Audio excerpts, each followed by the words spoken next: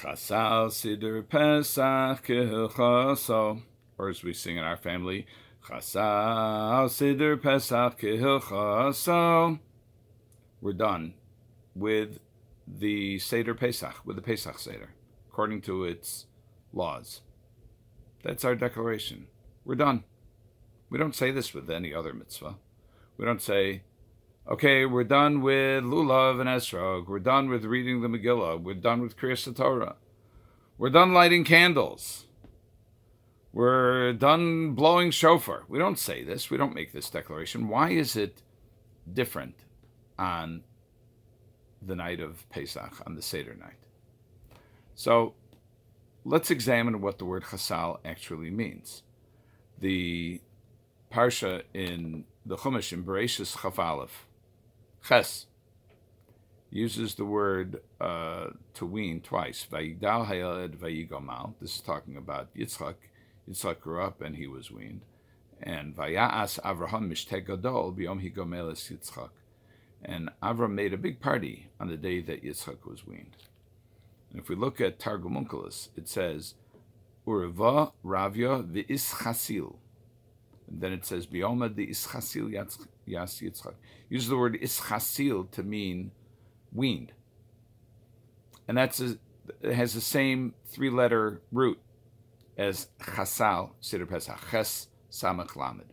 And we see that while there is some connotation of ending in the word Chasal, but what it actually means is to wean. Now, what does to wean mean? Well, a baby, as an infant, gets its nourishment exclusively from its mother by nursing. And over time, eventually it gets its fill and it's ready to get on to the next stage of life. That's what weaning is. Weaning is ending one process of nourishment, and then going on fortified. And I suspect that that's what the Haggadah is saying. We've received our nourishment from the Haggadah, and now we're ready to go on. Lashana haba b'Yerushalayim, next year in Jerusalem. Well, what is it that's going to bring us to next year in Jerusalem? Now, it may simply be the regular longing for Jerusalem, but it could be something more than that. And I'd like to suggest that the key is in the saying of the Hallel, and it's in Dayenu. Dayenu lists many different stages of the redemption from Egypt. Bringing us out, God visiting punishment on our enemies, crossing the Red Sea, drowning our enemies who were seeking to kill us, bringing us to the foot of Mount Sinai, giving us the Torah. And at each stage, we sing, and every Jewish child who's gone to day school knows this song. Dayenu, Dayenu, that would have been enough. Now, what would it have been enough for? It certainly would not have been enough for the redemption. But it's enough for what? It's enough to give thanks. It's enough to say Hallel. And that's what Dayenu means. Dayenu, it would have been enough for us, sufficient cause for us to give thanks. And that's what the Haggadah is all about. And if we look at many passages of the Haggadah, it's all about understanding what went on in Egypt, how we started. We were physically oppressed. We were spiritually impoverished.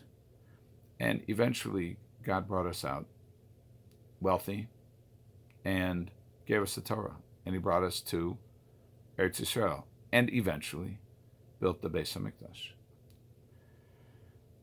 Or enabled us to build the Beis HaMikdash.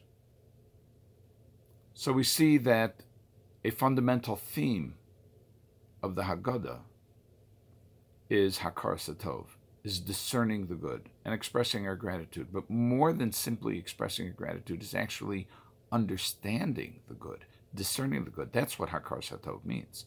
Hakaras, Heker, means discernment. We say that a person can wear tzitzis, a man can put on a talis, What's the earliest? Mishiyakir. Either Mishiyakir's Chavero, when he can discern his friend at a certain distance, or if he can tell the difference between two colors, between Lavan and Karsi, or between Tcheles and Lavan. So what it means is the ability to discern. It's not always easy to discern the good. And that's what the Haggadah is training us to do, and that's what the night of Pesach is training us to do. We have a fundamental opportunity to focus on the good, and the good starting from when we were formed as a nation up until today. And there have been countless challenges over the millennia, over the centuries and over the millennia, countless challenges to our people as a whole and to individuals. And we are experiencing challenges today, without any question. The nourishment that we get from the Seder is the ability to discern the good. Let's redouble, and redouble the redoubling, as the Haggadah says, our efforts and our appreciation, our efforts to discern the good, the tova kafula mechupelas, the doubled and quadrupled good that God has done for us, and to express it, and to pass on that sense of gratitude, of understanding of the good and expressing our gratitude for the good. Let's pass that on to the next generation, so that this will be the quintessential Jewish attribute, not complaining about everything, but expressing our thanks. According to Rabbi Victor Miller, that's why we are called Yehudim. Yehudim are people who thank God. I wish you all a Chag Kosher v'Sameach, a happy and a grateful Pesach.